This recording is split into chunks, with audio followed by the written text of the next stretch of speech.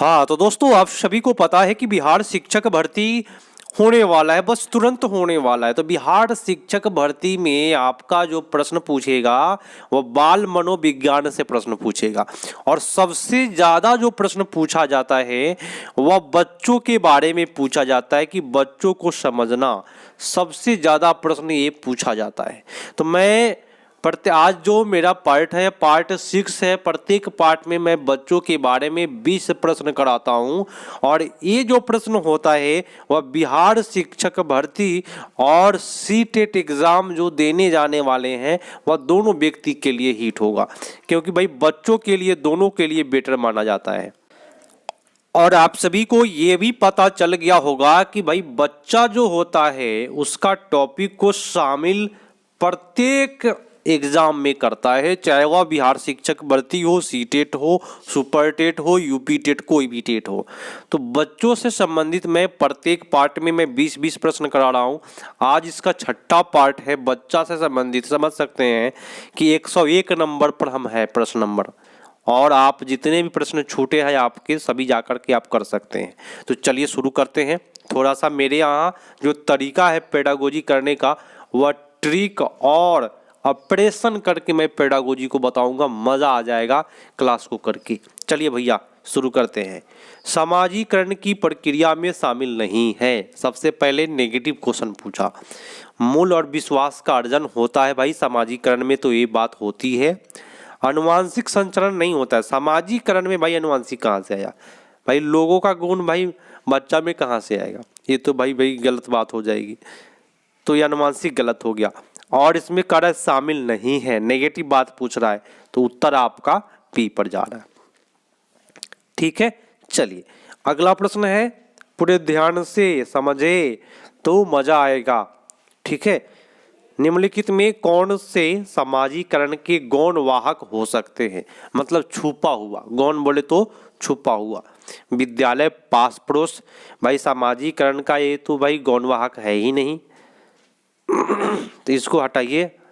विद्यालय और निकटतम परिवार के सदस्य। देखिए समाजीकरण का दो गौण वाहक है, एक विद्यालय है और एक आपका परिवार है। तो सबसे बेटर आपका उत्तर बी पड़ जाएगा, सीधी सी बात है। समाजीकरण में दो वर्ड छुपा हुआ है।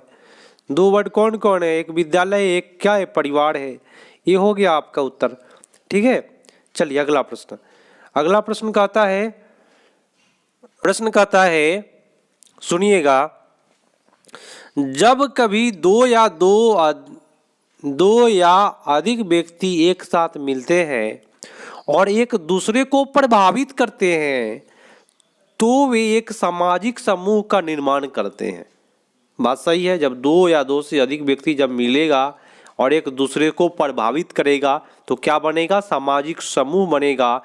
लेकिन भाई ये जो बनेगा, ये बात किसने कहा है? ये जो बात लिखा हुआ है, ये बात किसने कहा या ये बात क्या है? तो भाई यहाँ पे पूछ रहा है कि ये कथन आंशिक रूप से सत्य है। नहीं भाई, आंशिक रूप से नहीं, थोड़ा सत्य है क्या? नहीं, सत्य है। ये कथन क्या है? सत्य है, क्योंकि भाई दो या दो से अधिक व्यक्ति जब मिलते हैं एक दूसरे को प्रभावित करते हैं, और ये क्या है? इससे सामाजिक समूह बनता है। ये बात सत्य है। ठीक है, कथन के बारे में नहीं पूछा कि किसने कहा। चलिए प्रश्न है कि शिक्षा के संदर्भ में समाजीकरण से तात्पर्य है। क्या तात्पर्य है भाई समाजीकरण से? समझने वाली बात है। समाजीकरण से क्या तात्पर्य है? तो सामाजिक मानदंडों का सदैव अनुपालन करना। ये सदैव क्यों दिया भाई? ये जरूरी भी नहीं है। आपने सामाजिक मानदंड बनाना, भाई अपना तो सेल्फिश वाली बात कभी भी कहेगा वह गलत हो जाएगा। मेरी बात ध्यान से पकड़ते चले, क्योंकि मैं ऑपरेशन करता हूँ पेडागोजी का। समाज में बड़ों का सम्मान करना और छोटों का क्या करना भाई? लात मारना भैया, तो ये बात गलत हुआ। सामाजिक वातावरण में अनुकूलन और समायोजन, दो चीज होना चाहिए, अनुकूलन और समायोजन। ये पियाजे साहब की बात है, अनुकूलन समायोजन। ठीक है, अनुकूलन बोलते हैं पर्यावरण के साथ संतुलन कर लेना खुद को, और समायोजन बोलते हैं कि पुरानी जानकारी में नई जानकारी को ऐड करना ही क्या कहलाता है? समायोजन। बदलाव करके, परिवर्तन करके। ठीक है, सुनिए अगला है, सुनिएगा, एक सेकेंड क्वेश्चन आएगा। आप लोग अभी तक लाइक नहीं किए हैं तो जरूर कर दे, क्योंकि ये मजेदार सेशन है दोस्तों। बच्चों में अच्छे चरित्र के निर्माण के लिए क्या करिएगा? पाठ्य पुस्तक में चरित्र निर्माण संबंधित पाठ होना चाहिए। मेरे दोस्तों, बुक में आप कितना भी चरित्र के बारे में लेक्चर लिख दीजिए, कुछ नहीं होने वाला है, ये बात गलत है। चरित्र निर्माण के लिए व्याख्यान देनी चाहिए, ये व्याख्या दीजिएगा, क्या कि यहाँ बैठ के लेक्चर छोड़िएगा, कुछ नहीं प्रभाव पड़ेगा, कोई सुनेगा कोई नहीं भी सुनेगा। कक्ष गतिविधि इस प्रकार से हो कि बच्चों को चरित्र निर्माण में क्या हो, सहायता मिल सके। तो सबसे बेटर बात यहाँ पे बोला जा रहा है, सी इज द राइट आंसर। जिन लोगों ने सी किया सही जा रहे हैं भाई, मज़ेदार तरीका से। 8 बजे से ये क्लास चल रहा है, बिहार शिक्षक भर्ती एवं सीटेट एग्ज़ाम के लिए बेटर है। ठीक है, बच्चों को समझना बहुत ज़रूरी है दोनों एग्ज़ाम के लिए। समझिएगा, समाजीकरण में शामिल है सांस्कृतिक संचार और डैश विद्रोहियों को निरुत्साहित, ये बात आपका गलत हो गया। व्यक्तित्व का विकास, भैया आप व्यक्तिगत व्यक्तित्व का विकास कर लेंगे तो इसमें क्या होगा, सांस्कृतिक संरचना जो होगा वह बेटर होगा, व्यक्तिगत व्यक्तित्व का विकास।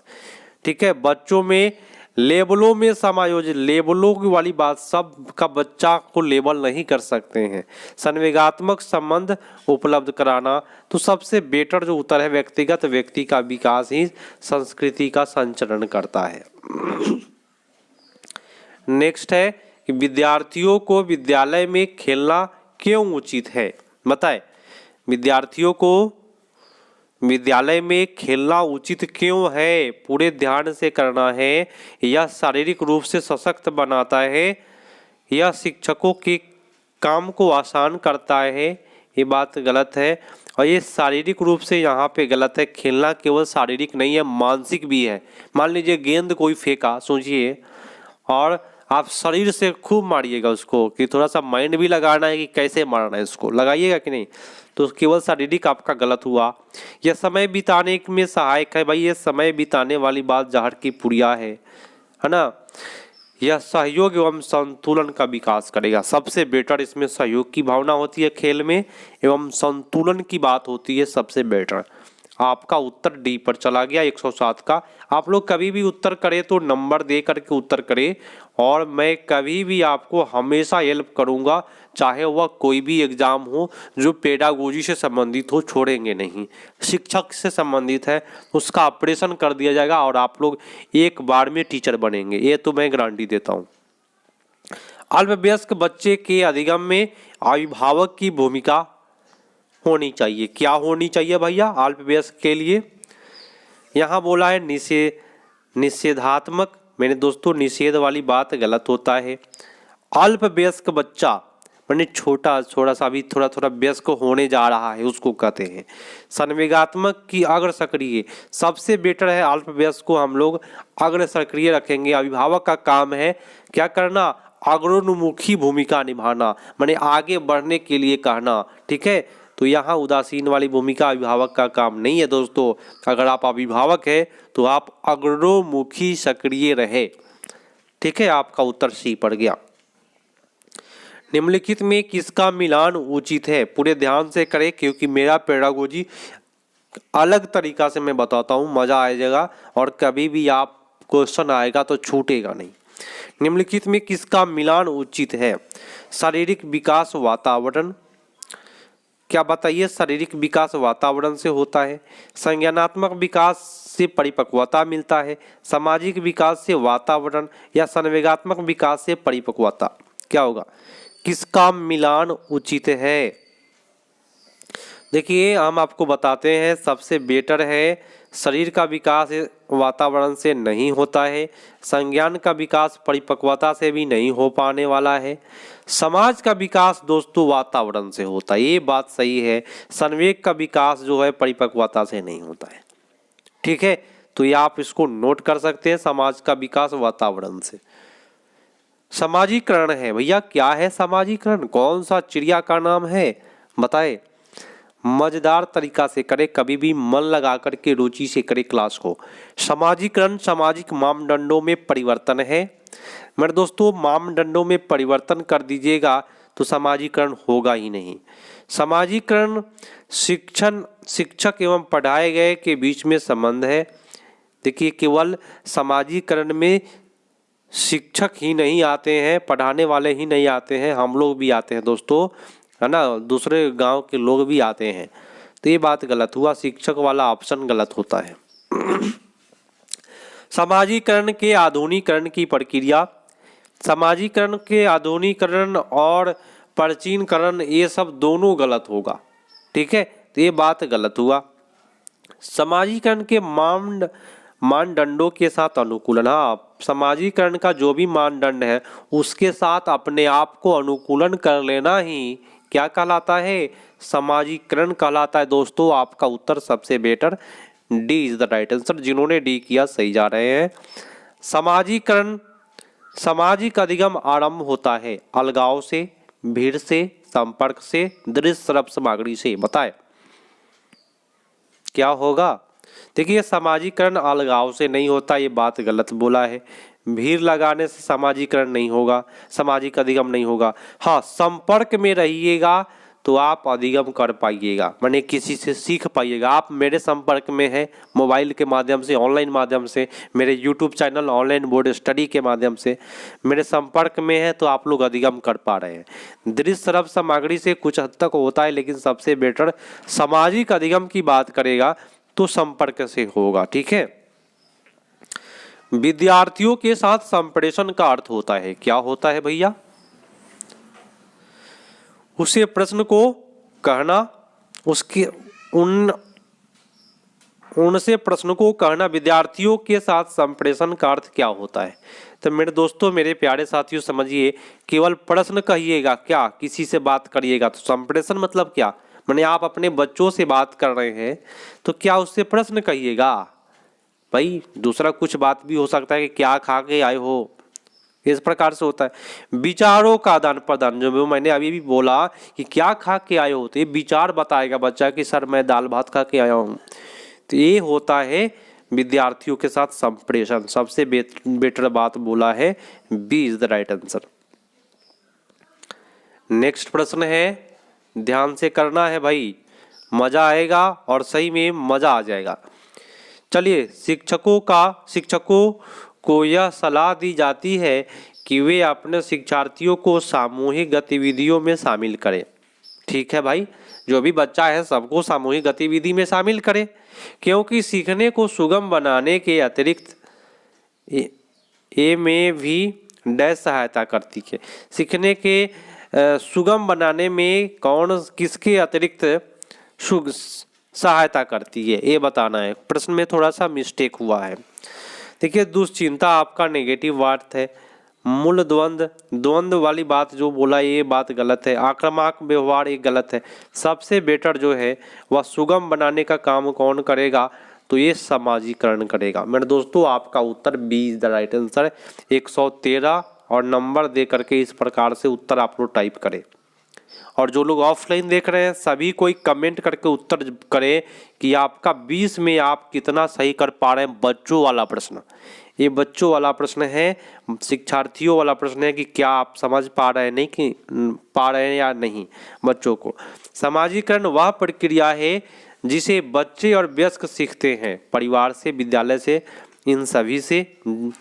श्रेष्ठ जन ये आपका गलत हुआ, तो इन सभी से, अगर सभी से ले लिया जाए तो बेटर हो जाएगा, विद्यालय से भी, परिवार से भी, और आपके श्रेष्ठ जो भी घर में है उनसे भी आप समाजीकरण को, परिवार में इसको शामिल कर सकते हैं। देखिए समाजीकरण की प्रक्रिया में इन सभी सबसे बेटर यहाँ पे उत्तर जाएगा, कोई दिक्कत नहीं है, कोई परेशानी नहीं होगा। ठीक है, चलिए अगला है, निम्नलिखित में कौन सी संस्था सामाजिक परंपराओं के हस्तांतरण में सबसे अधिक योगदान करती है।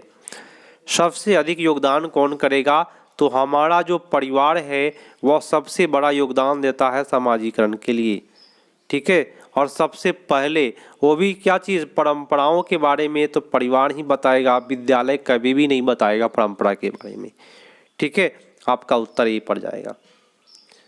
परिवार का साधन है, परिवार अनौपचारिक है कि औपचारिक है, बाकी तो ऑप्शन इसमें गलत है, 2 ऑप्शन में से आप लोग उत्तर करें। परिवार जो होता है वह अनौपचारिक होता है, औपचारिक जो होता है मेरे दोस्तों आप लोग याद कर ले रख ले, विद्यालय जो होता है वह औपचारिक माध्यम होता है, ठीक है ना। चलिए, सबसे अधिक गहन और जटिल समाजीकरण होता है किशोरावस्था के दौरान। मेरे दोस्तों, मेरे प्यारे साथियों, आपको पता होना चाहिए बच्चों के बारे में कि अधिक गहन एवं जटिल समाजीकरण किसके साथ होता है।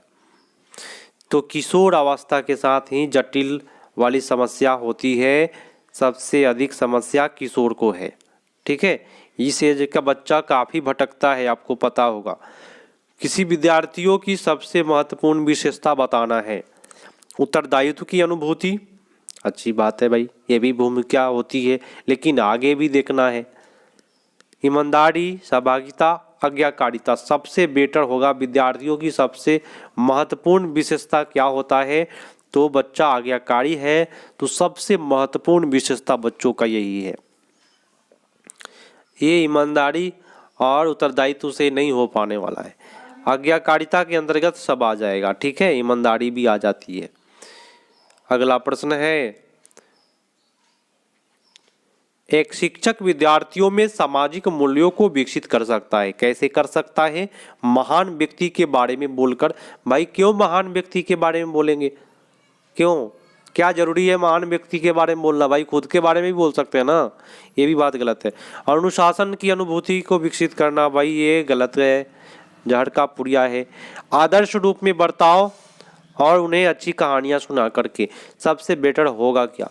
देखिए, शिक्षक को, ये मेरी बात समझ लीजिए, विद्यार्थी के सामने आदर्श रूप में बर्ताव करना चाहिए, अच्छा कहानी करने से नहीं होने वाला है, तो सबसे बेटर आपका उत्तर सी पर चला गया। और आज का ये लास्ट प्रश्न है, और ये बच्चों वाला प्रश्न जो है, मेरी बात पहले सुन लीजिए तो जवाब दीजिएगा। बच्चों वाला प्रश्न आज यह एंड होता है।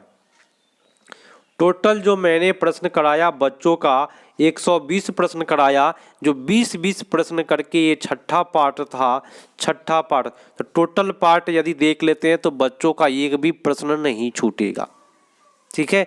और शिक्षार्थियों वाला प्रश्न डालता ही डालता है। प्रश्न कहता है निम्नलिखित कथनों में कौन सा कथन सही नहीं है। भाई नहीं पूछ रहा है आप लोगों से, एक सेकेंड, हाँ बताए, नहीं वाला प्रश्न बता रही है आप लोग क्या होगा। तो कहता है विद्यालय शिक्षा औपचारिक साधन होने के साथ साथ बालकों में समाजीकरण प्रक्रिया को तीव्र गति प्रदान करता है। ये बात तो सही बोला, नेगेटिव खोजना हमको। यहाँ देखिए, परिवार एवं समाज में अनुकूलित होने की प्रक्रिया समायोजन है, ये भी बात सही है। बालकों के समाजीकरण उनके मित्र समूह की भूमिका नहीं होती है, ये बात नहीं वाला मिल गया ना दोस्त, तो यही आपका उत्तर हो जाएगा, सी इज द राइट आंसर। जिन्होंने सी किया सही जाना है, और कोई भी परेशानी और प्रॉब्लम नहीं होगा यदि आप मेरे चैनल से जुड़े हैं और सीटेट और बिहार शिक्षक भर्ती की तैयारियां कर रहे हैं, निकलते हैं सर, तो उसमें आपको कोई प्रॉब्लम नहीं होगा। तो भैया मिलते हैं अगले पार्ट में, तब तक के लिए धन्यवाद, जय हिंद।